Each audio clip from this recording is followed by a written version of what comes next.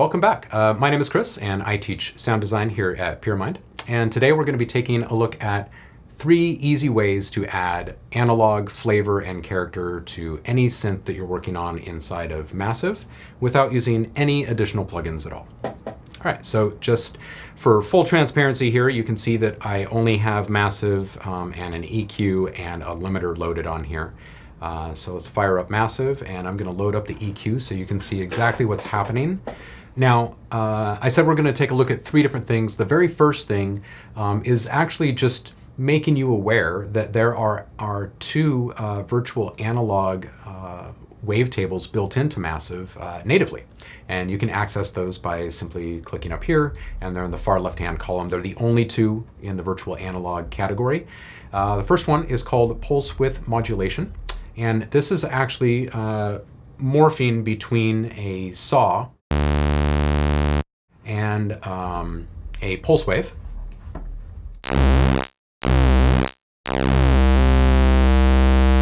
When it's right in the middle, it's a square wave, okay? Because a pulse wave, or a square wave, is a pulse wave, equal 50-50 split.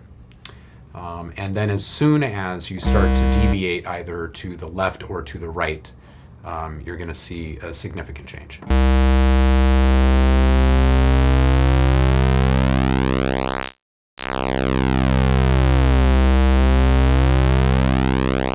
Of course, you can also move between pulse and saw. As soon as you get to saw wave, though, you're not going to be able to use the pulse width because a saw is not a pulse.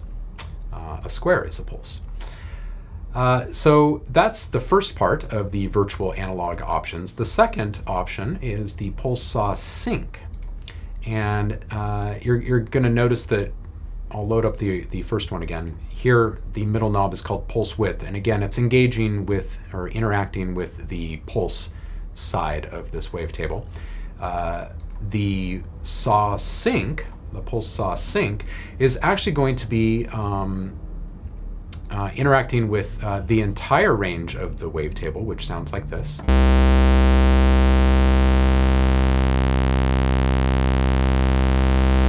So over here, we're looking at a pulse wave, and over here, we're looking at a saw wave. And the sync is now just going to manipulate the rate at which the oscillator is actually restarting.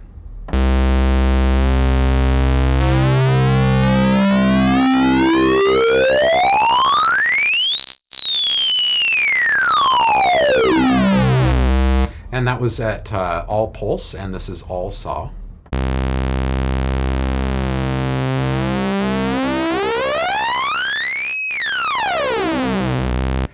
Pretty classic sound. And now if we get somewhere in between, you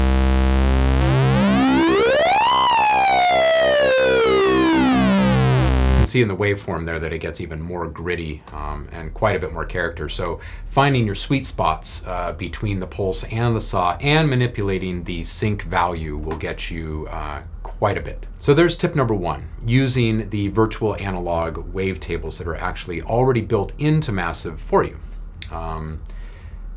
Tip number 2, these guys right down here, this macro control panel, most everyone knows that these 8 knobs over here are freely assignable to any parameter that has a modulation controller drop box.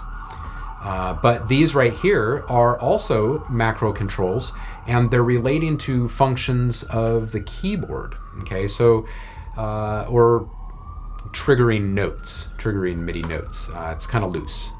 So we're going to take, just as a quick example, we're going to take this trigger random and we're going to drop it onto the pitch. And just so we can have a really severe and extreme example, let's go ahead and set this up 2 octaves, and I'm going to explain exactly what's happening, and then I'll play the example for you. Trigger random is basically saying that a random fixed value will be selected every time a note is triggered by your keyboard, and the hard fixed value is going to fall somewhere within the range of modulation that you've pre-selected. Now, in this case, we've pre-selected a modulation range of 2 octaves. There are 12 steps per octave, and here we've gone up 24 steps. So this will now find and deliver some random value between 0 and 24 steps or 2 octaves. And I'm just going to trigger the same exact note again and again and again, and you're going to hear a different pitch each time.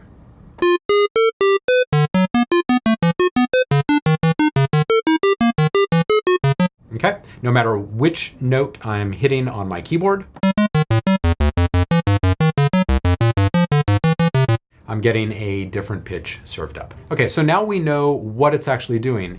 How do we use it in a more applicable or relevant way? Let's go ahead and assign this to the pitch again, but instead of going up a full octave or even a full step, what we're going to do is limit ourselves to about a quarter step or below. So here we are at 0.25 modulation range of 1 step of pitch, okay?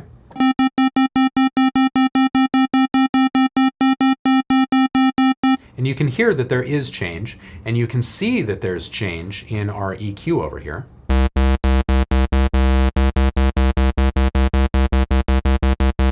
But it's subtle, okay? So one way that you can incorporate a little bit more analog character is by creating these inaccuracies.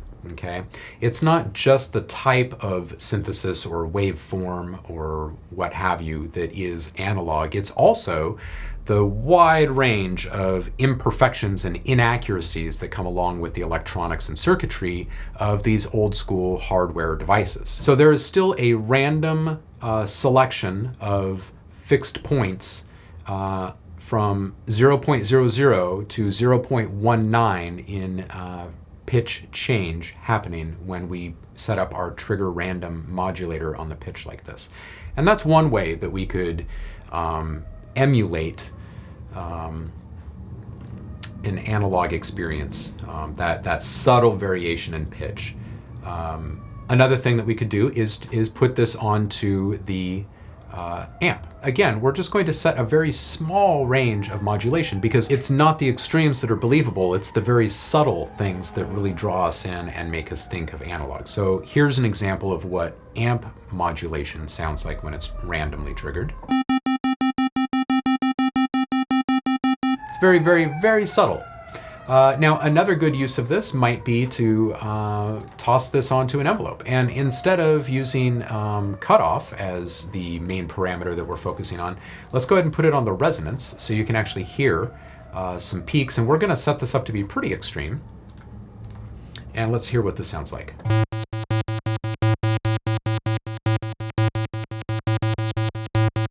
Okay, now you can hear that the resonance, that peak in the EQ is really standing out at some points, and then at other points it's really not. So what we'd like to do is find a great spot for our resonance normally.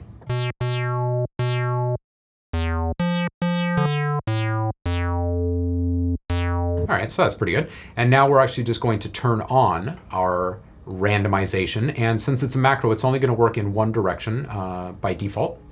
And so let's make it more.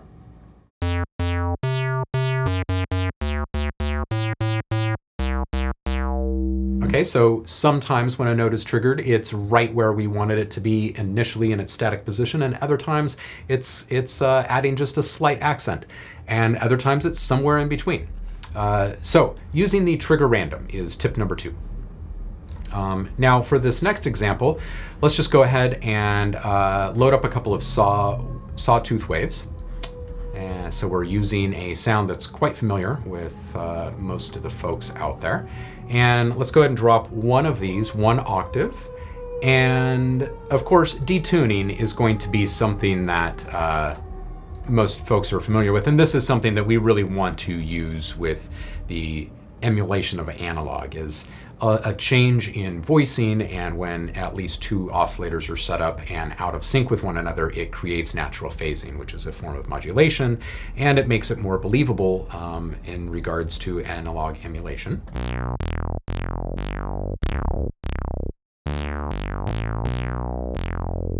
All right, so that's the first step. The next step, I'm just going to turn this up just a little bit.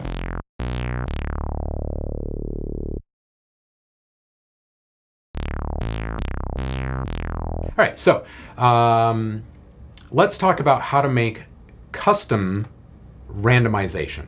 And let's also add into that the added layer of complexity of the idea of everlasting evolution of sound. So we're going to create the illusion, or maybe even the possibility, of constant change that cannot be predicted and therefore becomes much more believable to the human ear. Now, a lot of people would say, oh, sure, that's easy. Toss a couple of modulators of some kind on the noise amp and we'll just introduce noise because analog means grit and we just need to add noise. Well, we could argue that that is or is not correct, and we're not going to. Instead, what I'm going to do is introduce the idea of not using noise itself, but the shape of noise as our main source of change. Okay, so instead of hearing white noise, which is this, and then just choosing a way to change the amount of noise being added. Instead, what we're going to do is actually use the shape of noise to modulate various different parameters.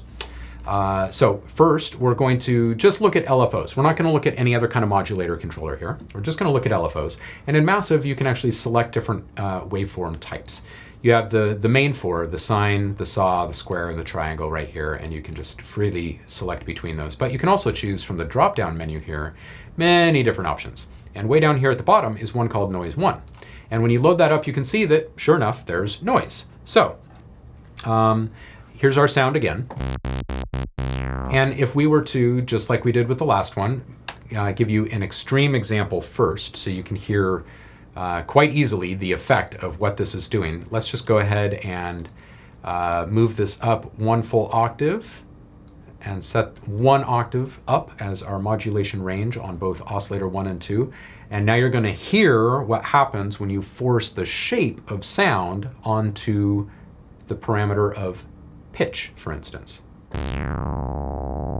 Pretty ugly down low. Up high?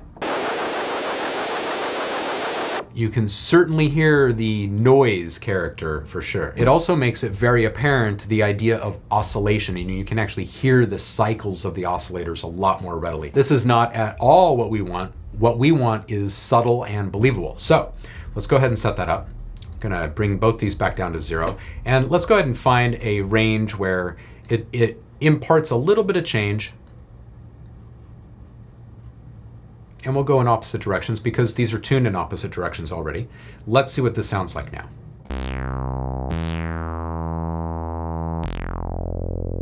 And if you look really closely at our waveform here, if you look really closely, you're going to see that it is indeed changing over time.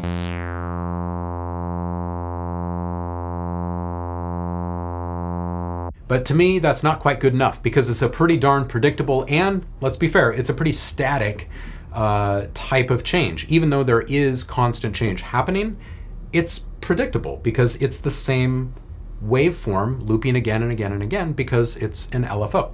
So how can we get around that? Well, we can load different waveforms into these 2 different banks here. So, and you can also move these freely from left to right. So let's go ahead and set that here. And what we're going to do now is set up another LFO. Okay, we'll select something crazy over here, and maybe we'll set up another one over here. 2 very different types of waveforms. And we'll just put our crossfade up here. And let's, just for fun, take yet another, this is a 3rd LFO. We're going to set this up as a modulator on the crossfade, which means now we're going to move between these 2 waveforms, not completely, just some, so they're going to mix together and kind of go back up. Let's set up this LFO because we don't want it to just be a sine wave because, again, that would be predictable. So let's go ahead and find something that isn't so predictable, something that we haven't used yet. That's fine. And let's go ahead and introduce a little bit of fun. We'll take the LFO 6 and we'll set that up as a controller on the rate. So now the rate of this LFO is no longer constant. And since this shape is changing, it's changing the rate at which we're crossfading here. And we can also take one of these waveforms. Maybe we take LFO5 and we set it up to modulate the rate of this one, which is going to be pretty slow. And let's say we also take LFO6, which is this envelope, and we're going to modulate itself on the amp. Okay, so it's no longer going to allow the same range of modulation because we're not sending a full signal strength through. And we're going to go back to LFO1, and we're now going to take LFO6 and set that up as the modulator to introduce change by crossfading between these two. And now all we need to do is find a rate that kind of makes sense. We could hear the actual change between the ups and downs of this curve before. So what I've done is increased the rate at which this is oscillating at. And that should make this a lot more believable, and it should just kind of come across as grit in a way, even though this is pitch that's being manipulated, okay?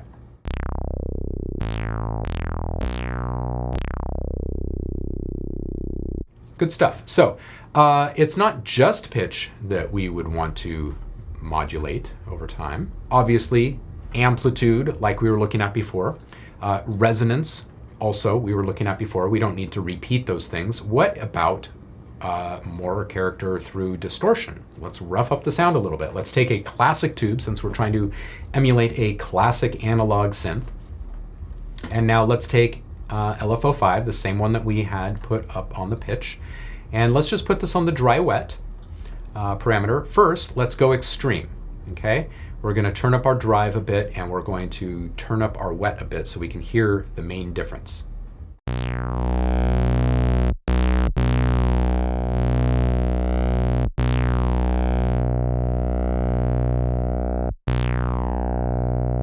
So first I started with something extreme so we could actually hear the effect of it. And then I found a spot that was a little bit more reasonable.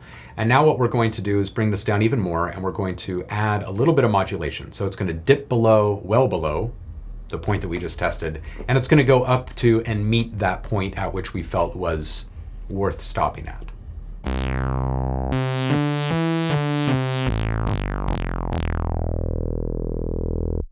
All right, so pretty darn tasty. Let's take a look at another way to introduce some kind of saturation or distortion. Let's take a look at sine shaper. All right, so let's take that same exact LFO, and we've disabled our tube amp over here. And we're going to do the same thing. First, before we add any modulation to this, we're going to turn up our drive and listen to a pretty extreme version of this. Okay, so it has a big effect.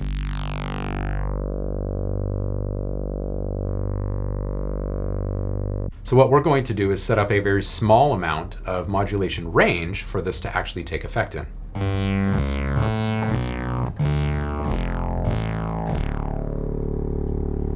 So, of course, we know that these old analog synths were not imperfect in all of these mutually exclusive ways. They were imperfect in a lot of different ways at once.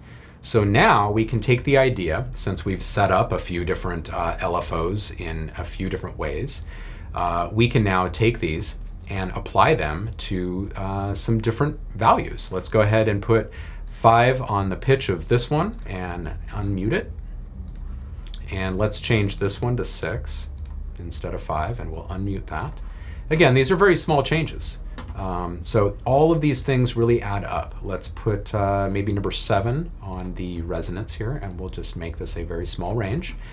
And maybe we take 6 and we put it here instead of 5, and maybe we reverse our LFO direction here and we turn on our tube again, and let's just go ahead and add a dimension expander so we can actually hear some of this stuff a little bit better in space. And now, just to make everything that much more believable, we're going to take a look at one last thing, and that is the rate at which change happens and protecting the initial integrity of your sound, okay? Everyone is probably familiar with the idea of transients helping a sound cut through the mix. We want to keep the initial attack of our sound pretty clean, and then introduce our grit and change and imperfections over time. And we can do that by taking this envelope, putting a very small attack time on it, and clicking and dragging and assigning that as a modulator over here on the amp, which means the signal of the LFO is now being sent to the oscillators or the resonance and various parameters that we are affecting. But it's going to happen over time. Okay, it's going to be a very short amount of time that this ramps up and the change begins to happen, but it doesn't happen initially. Okay.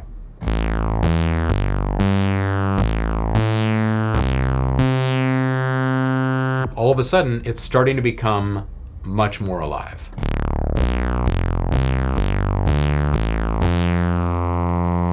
So now that we know we're finding some things that we actually like, what we're going to do is bring down these values just a little bit, wrangle them in just a little bit.